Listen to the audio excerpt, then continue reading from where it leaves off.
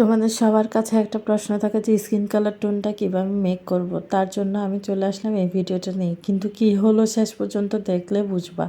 ফার্স্টে red, yellow, white এবং navy blue কালারটা নিলাম।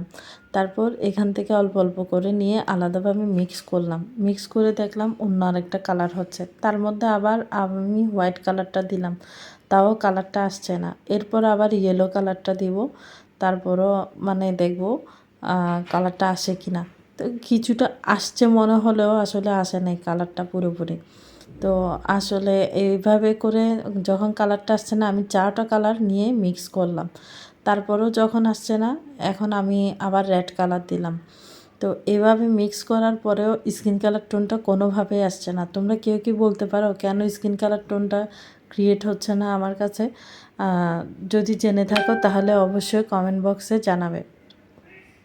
আমার সাথে হলো কেন এমনটা হলো, আমার সাথে হলো শুধু, নাকি তোমাদের সাথেও এরকম হলো, সেটা আমাকে কমেন্ট বক্সে জানাবা। তো এই দেখো স্কিন কালার টোনটা আসেনি। Bad luck.